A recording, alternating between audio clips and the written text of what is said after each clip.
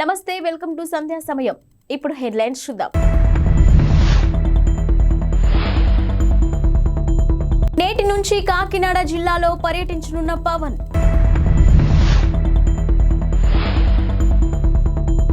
Dubai పారిపోయిన మాజీ MLA Shakeel కుమారుడు. మరో సంస్థను సొంతం చేసుకున్న అదానీ గ్రూప్. జనసేనాని పవన్ కళ్యాణ్ నేటి నుంచి 3 రోజుల పాటు కాకినాడ జిల్లాలో పర్యటించనున్నారు. కాకినాడ విద్యుత్ నగర్లోని ఓ ప్రైవేట్ గెస్ట్ హౌస్ లో ఆయన బస చేశారు. ఇక ఈ రోజు కాకినాడ జిల్లాలలోని 7 నియోజకవర్గాలపై ఆయన సమీక్ష నిర్వహించనున్నారు. నియోజకవర్గాల్లో టీడీపీతో సమన్వయం చేసుకుని పనిచేసేలా దిశానిర్దేశం చేయనున్నారు. ఇక వివిధ ప్రజా సంఘాలు, డ్వాక్రా సంఘాలతో కూడా ఆయన ముఖాముఖి నిర్వహించనున్నారు. తొలి విడత వారాహి యాత్రను కూడా ఆయన కాకినాడ నుంచే ప్రారంభించడం గమనార్హం. నియోజకవర్గాల సమీక్షను కూడా ఇప్పుడు ఆయన ఇక్కడి నుంచే ప్రారంభించనున్నారు. మితిమీరిన వేగంతో కారు నడిపి ప్రజాభవన్ ఎదుట ట్రాఫిక్ బారికేడ్లను ఢీకొట్టిన కేసులో ప్రధాన నిందితుడైన బోధన్ మాజీ ఎమ్మెల్యే షకీల్ తనయుడు సాహిల్ అలియాస్ రాహిల్ అమీర్ దుబాయ్కి పారిపోయినట్టు పోలీసులు గుర్తించారు. ఇక కేసు నుంచి తప్పించుకునేందుకే తొలుత ముంబైకి, ఆ తర్వాత అక్కడి నుంచి దుబాయ్కి పరారైనట్టుగా పంచాగుట్ట పోలీసులు గుర్తించారు. నిన్న లుకౌట్ నోటీసును జారీ చేశారు. మరోవైపు సాహిల్ను కేసు నుంచి తప్పించేందుకు 20,000 నుంచి 25 లక్షలు చేతులు మారినట్టు ఆరోపణలు వినిపిస్తున్నాయి. ఇక శనివారం అర్ధరాత్రి ప్రమాదం జరగ్గా ఆదివారం తెల్లవారుజామున 4 వ్యక్తులు పోలీస్ స్టేషన్ కు చేరుకుని పోలీసులతో మంతనాలు జరిపినట్టు అక్కడి సీసీటీవీలో రికార్డైంది. ఈ నేపథ్యంలో ఉన్నతాధికారులు అంతర్గత విచారణకు ఆదేశించారు.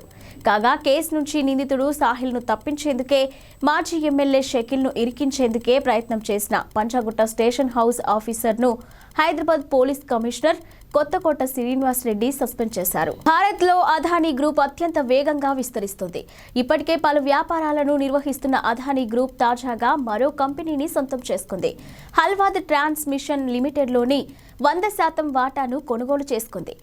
హల్వాద్ transmission limited, Adani energy solution లిమిటెడ్లను ఒప్పందాలపై సంతకాలు చేసింది.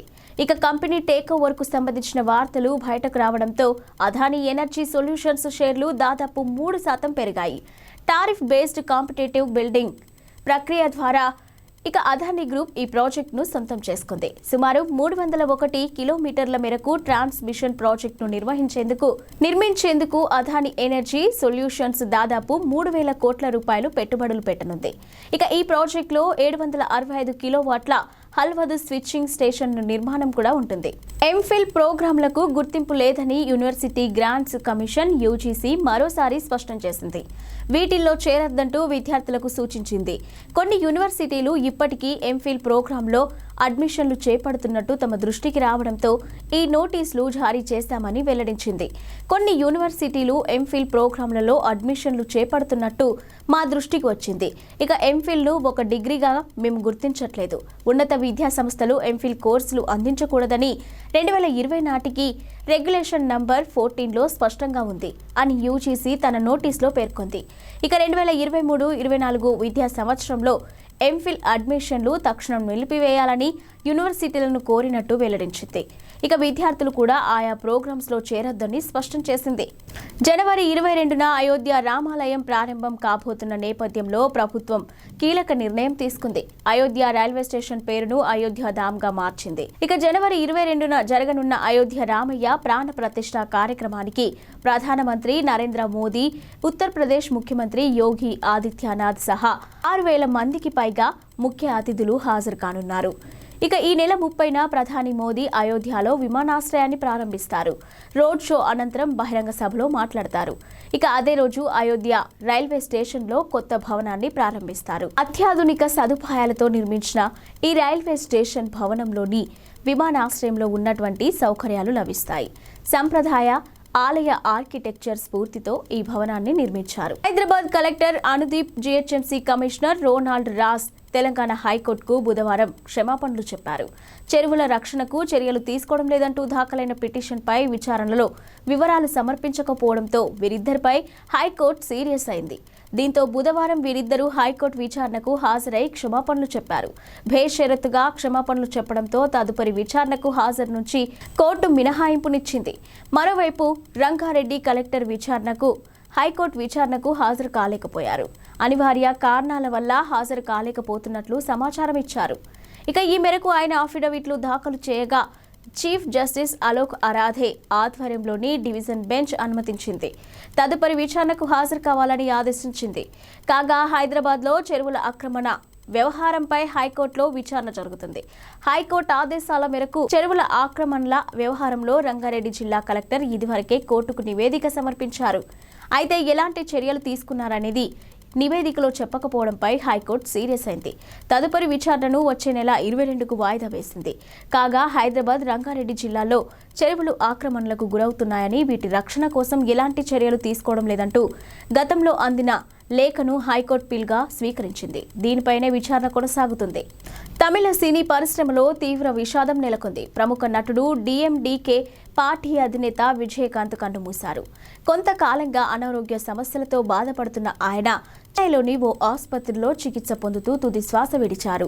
ఆయన వయసు 71 సంవత్సరాలు. ఆయన మరణ వార్తతో అభిమానులు, పార్టీ కార్యకర్తలు షాక్కు గురవుతున్నారు. సినీ, రాజకీయ ప్రముఖులు ఆయన మృతి పట్ల ప్రగాఢ సంతాపాన్ని వ్యక్తం చేస్తున్నారు. కుటుంబ సభ్యులకు సానుభూతిని తెలియజేస్తున్నారు. జ్వరం, శ్వాస సంబంధిత సమస్యలు, దగ్గు తదితర సమస్యలతో గత నెలలో ఆయన ఆసుపత్రిలో చేరారు. ఇక ఆ సమయంలోనే ఆయన చనిపోయారనే వార్తలు కూడా వచ్చాయి. అయితే ఆయన కోలుకొని ఆసుపత్రి నుంచి డిశ్చార్జ్ అయ్యారు. అయితే కదల్లేని స్థితిలో చాలా బలహీనంగా కనిపించారు. తాజాగా మళ్లీ అనారోగ్య సమస్యలు తలెత్తడంతో మళ్లీ ఆసుపత్రిలో చేర్పించారు. కరోనా సోకినట్టు ఈ ఉదయం వైద్య పరీక్షల్లో నిర్ధారణ అయింది. ఆరోగ్య పరిస్థితి విషమించడంతో ఆయన్ను వెంటిలేటర్పై ఉంచి చికిత్స కొనసాగించారు. అయితే వైద్యులు చేసిన ప్రయత్నాలు ఫలించలేదు. పరిస్థితి విషమించి కన్నుమూశారు. అమెరికాలోని టెక్సాస్ రాష్ట్రంలో గల టెస్లా గీగా ఫ్యాక్టరీలోని ఓ రోబో కారణంగా సాఫ్ట్వేర్ ఇంజనీర్ ఒకరు తీవ్రంగా గాయపడినట్టు వెలుగులోకి వచ్చింది. గీగా ఫ్యాక్టరీలో ప్రమాదాలపై America occupational safety and health administration విభాగానికి చెందిన నివేదికలో ఈ విషయం బయటపడింది. 2 ఏళ్ల క్రితం ఆస్టిన్లోని టెస్లా గీగా ఫ్యాక్టరీలో ఈ ఘటన జరిగింది. అల్యూమినియం పలకలను కోసి కారు విడి భాగాలను తయారు చేసేందుకు ఈ రోబోలను వినియోగిస్తారు. ఇక ఇవి రోబోల సాఫ్ట్వేర్ను ఇంజనీర్ అప్డేట్ చేస్తున్న సమయంలో ఈ ప్రమాదం జరిగింది. సాధారణంగా ఇలాంటి సమయాల్లో రోబోలను ఇనాక్టివేట్ చేస్తారు. అయితే ఈ ఘటన జరిగిన రోజున ఓ రోబో ప్రమాదవశాత్తు యాక్టివేట్ అయింది. అప్డేట్ సమయంలో అది ఇంజనీర్ను కింద పడదోసి అదిమిపెట్టి బంధించింది. రోబోకు ఉన్న పదునైన భాగాలు బాధితుడి వీపు భాగంలో దిగబడ్డాయి. అతడి చేతికి కూడా తీవ్ర గాయమైంది. ఫ్యాక్టరీలో ఫ్లోర్ రక్తసిక్తమైంది. ఈ ప్రమాదం మినహా 2021-22లో మరే ఇతర ప్రమాదాలు జరగలేదు. అయితే ఫ్యాక్టరీలో భద్రతాపరమైన లోపాలు ఉన్నట్టు ఆ నివేదికలో వెల్లడైంది. ఇక టెక్సాస్లోని ఫ్యాక్టరీలో గతేడాది సగటున 21 మంది సిబ్బందిలో ఒకరు గాయాల పాలయ్యారని ఇంజ్యూరీ రిపోర్ట్లో తెలిసింది. ఆటోమొబైల్ రంగంలో సగటు కంటే ఇదే అధికం. ఇక ఇతర కార్యకలాపాల్లో తగినన్ని జాగ్రత్తలు లేకపోవడంతో ఉద్యోగులకు రిస్క్ ఎక్కువ అవుతుందని తెలిపారు. వచ్చే ఏడాది రష్యాలో పర్యటించాలంటూ భారత ప్రధాని మంత్రి నరేంద్ర మోదీని ఆ దేశ అధ్యక్షుడు వ్లాదిమిర్ పుతిన్ ఆహ్వానించారు. రష్యాలో మా స్నేహితుడిని చూసి సంతోషిస్తామంటూ ఆసక్తికరంగా వ్యాఖ్యానించారు. ఇక 5 రోజుల అధికారిక పర్యటనలో భాగంగా రష్యాలో ఉన్న భారత విదేశాంగ మంత్రి జయశంకర్తో భేటీ సందర్భంగా పుతిన్ ఈ వ్యాఖ్యలు చేశారు. భారత్ రష్యా మధ్య వాణిజ్య టర్నోవర్ వృద్ధి చెందుతుందని ఆయన ప్రస్తావించారు. ముడి చమురు, అత్యాధునిక టెక్నాలజీ రంగాలు ఇందుకు ప్రధానంగా దోహదపడుతున్నాయని పుతిన్ అన్నారు. వరుసగా 2వ సంవత్సరం చక్కటి వృద్ధి నమోదైందని, గతేడాదితో పోలిస్తే మరింత మెరుగుదల ఉందని ప్రస్తావించారు. కేంద్ర హోంమంత్రి అమిత్ షా ఈరోజు హైదరాబాద్కు వస్తున్నారు. ఔటర్ రింగ్ రోడ్డు సమీపంలోని కొంగరా కలాన్లో ఈరోజు బీజేపీ రాష్ట్ర విస్తృత స్థాయి సమావేశాన్ని నిర్వహిస్తున్నారు. ఈ కార్యక్రమానికి అమిత్ షా హాజరు కానున్నారు. ఢిల్లీ నుంచి శంషాబాద్ విమానాశ్రయానికి చేరుకున్న తర్వాత ఆయన నోవాటెల్ హోటల్కు వెళ్తారు. ఇక అనంతరం చార్మినార్ భాగ్యలక్ష్మి ఆలయానికి వెళ్లి ప్రత్యేక పూజలు నిర్వహిస్తారు. ఆ తర్వాత కొంగర కలాన్కు వెళ్లి పార్టీ కార్యక్రమంలో పాల్గొంటారు. ఇక ఈ సమావేశానికి బీజేపీ రాష్ట్ర అధ్యక్షుడు కిషన్ రెడ్డి అధ్యక్షతన వహించనున్నారు. ఇక కె లక్ష్మణ్, డికే అరుణ, బండి సంజయ్, ప్రకాష్ జవదేకర్, తరుణ్ చుగ్, ఇక సునీల్ బన్సల్, పార్టీ జిల్లా అధ్యక్షులు, మండల అధ్యక్షులు హాజరు కానున్నారు. పార్లమెంటు ఎన్నికల నేపథ్యంలో పార్టీ శ్రేణులకు అమిత్ షా దిశానిర్దేశం చేయనున్నారు. మరోవైపు ఇటీవల జరిగిన ఎన్నికల్లో గెలుపొందిన 8 మంది బీజేపీ ఎమ్మెల్యేలతో అమిత్ షా ప్రత్యేకంగా భేటీ కానున్నారు.